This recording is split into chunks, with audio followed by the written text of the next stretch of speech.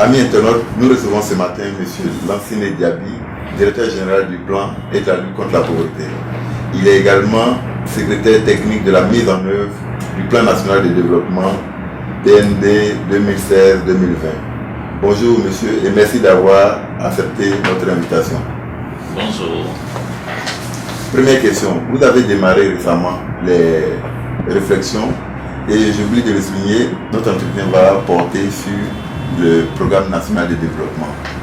Vous avez récemment lancé des travaux sur le deuxième PND 2016-2020.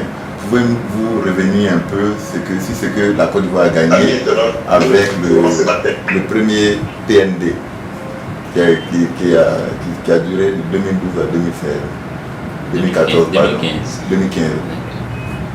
Merci. Merci de l'opportunité que vous me donnez pour m'adresser à nos amis internautes.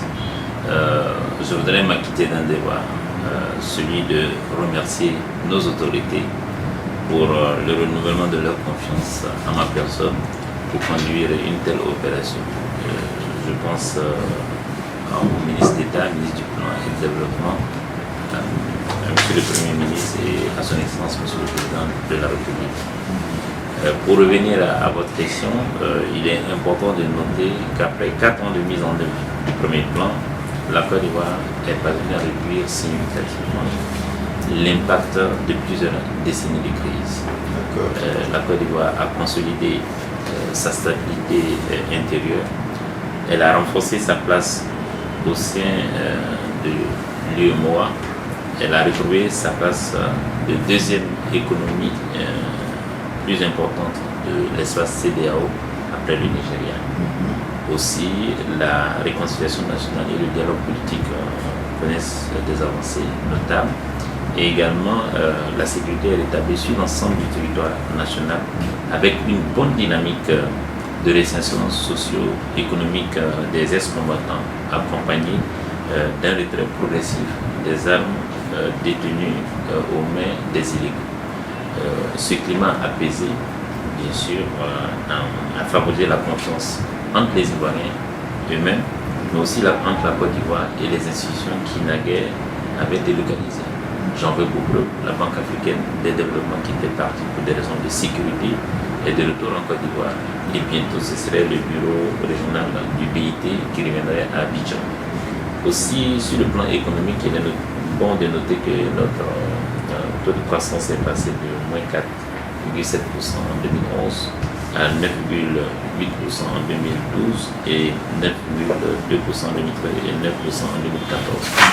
Et cela est conforme aux projections du plan national de développement qui projetait 8, 9 et puis 10% à partir de 2014, soit une moyenne de 9%. Donc nos résultats ont été atteints sur le plan économique et la question de la répartition des fruits de cette croissance sont également là, puisque nous avons investi dans des biens d'intérêt public. Mais également aussi, on peut noter que dans les secteurs sociaux, beaucoup d'améliorations ont été enregistrées. Le nombre d'emplois créés atteint aujourd'hui presque 800 000 emplois en 2014, quand nous partions de 722 en 2012, et ainsi de suite. Dans le secteur de l'éducation, on peut noter la réhabilitation de 4000 salles de classe au niveau du préscolaire et près de 9291 salles de classe dans le primaire. Au niveau de l'enseignement secondaire, c'est 68 lycées et collèges qui ont été construits, dont 30 réhabilités, dont la construction de près de 3500 salles de classe au niveau secondaire. Et aussi le recrutement de plus de 24 200 instituteurs sur la période et 7 965 professeurs de lycées et collèges. Et puis 3 CAFOP réhabilités et ainsi de suite. Donc ce sont des résultats tangibles dans tous les secteurs. Le temps étant très court, on ne pourra pas toucher tous les secteurs. Alors, mais quels sont les secteurs qui vous ont donné satisfaction? Les secteurs qui ont eu de bons résultats? Alors, en fait, nous venons de finir la revue de ce plan. Il faut noter que tous les secteurs ont donné de bons résultats. Cependant, tous les secteurs. Les Ivoiriens peuvent noter cependant que les résultats tangibles des secteurs viennent à maturation à mesure que l'activité menée dans le secteur est de taille plus grande ou moyenne. C'est ainsi qu'on prend plus de temps pour construire un pont, on prend plus de temps pour construire une route, mais on peut compter le nombre de ponts inaugurés ces derniers temps. Ça paraît important pour un pays qui avait rompu avec cette tradition. Le nombre de voies bitumées, le nombre de châteaux d'eau à inaugurer, et ainsi de suite. Donc, dans l'ensemble, il y a un relèvement global vers la haut de tous les secteurs. Alors, vous pensez qu'aujourd'hui, le citoyen ivoirien ne peut plus se plaindre de ce que l'argent ne circule pas? C'était le cas il y a 2 ans de cela. Ah non, en fait, l'argent circule, comme dirait quelqu'un d'autre, mais l'argent circule mais en travaillant. Tout Ivoirien, comparativement à la situation de 2011, peut noter que l'État prend en charge certaines préoccupations et qui sont les leurs. Et c'est là la clé de la répartition des richesses en étranger. Quand vous réalisez une route, toute personne qui l'utilise profite de cette route. Quand vous réalisez une infrastructure qui permet de donner de l'eau potable à toute une population, c'est une forme de répartition. Ces ressources auraient pu servir à d'autres destinations comme distribuer à d'autres, mais cette forme de distribution paraît plus équitable de notre point de vue. Et dans quelques années, ça paraît lent, mais les Ivoiriens, où qu'ils soient en Côte d'Ivoire, sentiraient l'effet de l'action publique en sa faveur. Et lorsque nous faisions les consultations en 2011, dans certaines contrées, il nous a été rapporté à travers des écrits que des populations ont révélé qu'il y a plus d'une vingtaine d'années, l'État n'avait réalisé aucun investissement, aucune action dans leur contrée. Mais ce n'est pas le cas aujourd'hui. Nous avons atteint plus de 800 villages en termes d'électrification sur la période. C'est autant d'écoles construites. Où qu'on soit en Côte d'Ivoire, peut-être que le moment n'est pas arrivé, pour votre tour n'est pas arrivé, mais vous avez l'espoir que tôt ou tard, vous serez atteint par la dynamique qui est en cours. Alors dans ce deuxième PND, y a-t-il des domaines prioritaires qui ont été définis? Oui, il y a bien sûr des domaines qui sont pressentis, puisque nous avons lancé, le PND a été lancé il y a juste quelques semaines pour la phase 2. Mais ce qu'il faut noter, c'est que nous avons beaucoup d'éléments qui nous permettent de faire un diagnostic rationnel de notre économie. Nous allons, au terme du diagnostic qui va finir en fin mai, sans complaisance, relever nos faiblesses, tirer les leçons de la mise en œuvre de ce premier plan et nous projeter l'accélération de toute initiative qui permet la marche vers l'émergence. Et donc, les bases sont connues. Nous venons de boucler l'étude nationale prospective Côte d'Ivoire 2040. La vision des Ivoiriens, c'est une puissance industrielle pour la Côte d'Ivoire. Donc, nous allons poursuivre l'investissement tant public que privé, mais également la transformation structurelle de notre économie, mais également la base, jeter les bases de l'industrialisation de la Côte d'Ivoire en vue d'une transformation et pour qu'on puisse compétir et compter dans les échangements. Il s'agira de jeter juste les bases de l'industrialisation. Non, l'industrialisation, en fait, jeter les bases de l'industrialisation, c'est... Vous pensez qu'au terme de ce second PND-là, on pourrait dire que la Côte d'Ivoire est un pays industrialisé? Non, c'est comme nous avons dit, nous jetterons les bases de l'industrialisation de la Côte d'Ivoire, puisque nous devons compter dans les échanges mondiaux. Dans ce contexte, nous devons transformer nos matières premières, nous devons être aux normes internationales pour pouvoir compter et exporter et importer également aussi. Mais dans le cadre de cette industrialisation, dans peut-être un mois, lorsque nous avons fini notre diagnostic et que nous avons projeté, nous allons vous donner le niveau. Mais cela ne peut pas se faire. On ne peut pas aller vers l'émergence sans une industrialisation minimale de notre économie. D'accord. Alors, lors du lancement des travaux de réflexion de ce deuxième PND, vous avez reconnu que tous les problèmes ne peuvent pas trouver solution. Alors, quels sont ceux qui ne peuvent pas trouver solution selon vous? Non, en fait, nous sommes là pour apporter des solutions à tous les problèmes. Mais nous ne pouvons pas trouver des solutions tout de suite à tous les problèmes. Okay. Et c'est pour cela que nous avons dit plus haut que bien d'Ivoiriens savent que nous ne sommes pas encore arrivés, nous ne les avons pas encore atteints, mais ils ont l'espoir, avec ce dynamisme qui est en cours, que tôt ou tard, leur tour arrivera. Cependant, il y a eu des difficultés sur certains pans que nous avons reconnus lors de la mise en œuvre du plan, de la première phase du plan. Et ces difficultés étaient ressenties avec acuité, avec la prise en charge des victimes des différentes crises que nous avons connues.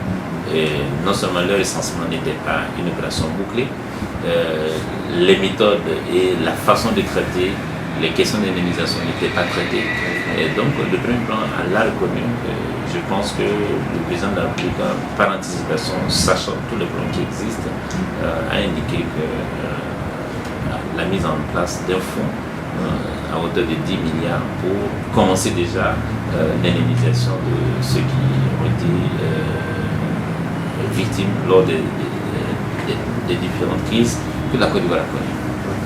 Le PND prend en compte plusieurs domaines d'activité, quasiment tous les secteurs qui peuvent permettre le développement de la Côte d'Ivoire. Est-ce qu'on peut dire que le PND est l'épine dorsale de la marche vers l'émergence de la Côte d'Ivoire? Oui. À l'horizon 2020. Oui. Or, un sage disait que une action qui ne repose pas sur une vision n'est pas durable et qu'une action qui n'est pas également planifiée n'est qu'un rêve et que l'action et la vision réunies permettent de changer et il faut parvenir à transformer notre pays. C'est dans cette dynamique que nous nous inscrivons, qui est insufflée par le président de la République. Et le PND reste le document de référence pour l'intervention nationale et internationale. Et il reste un document flexible qui s'adapte et qui s'ajuste, mais avec une orientation claire, une marche vers des objectifs préalablement définis et qui permettent à la Côte d'Ivoire d'être dans la marche et dans le Conseil des Nations.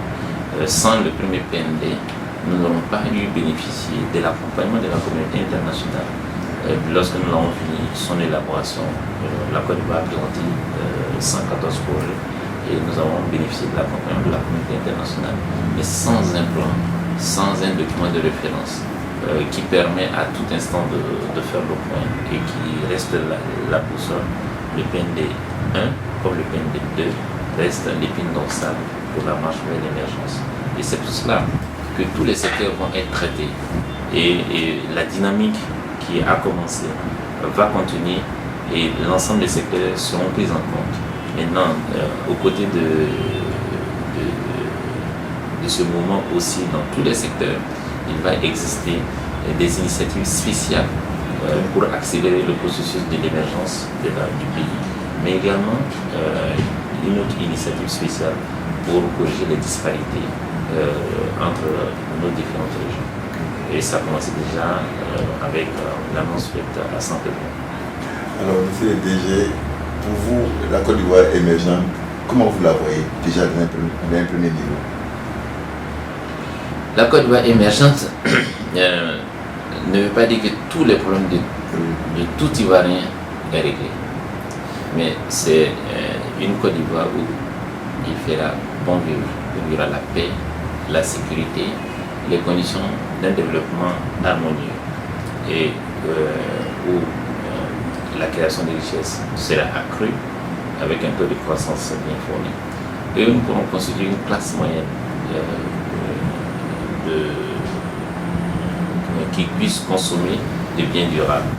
Et également, nos productions, notre création pourrait participer aux échanges mondiaux. Voilà les 3 piliers sur lesquels nous allons nous appuyer. Mais ces 3 piliers, pour chacun de ces piliers, nous allons travailler avec l'ensemble des acteurs sur qui repose. Parce que l'émergence de la Côte d'Ivoire, c'est tout de même une marche démocratique vers un mieux-être qui implique la participation de toutes les composantes de la société. Et c'est pour cela, dans le cadre de l'élaboration de ce prochain PNB, nous allons composer avec toutes les parties prenantes de la société pour permettre un point de vue convergent qui nous permette d'engranger des résultats le plus rapidement possible, parce que le seul ennemi de cette action reste le temps.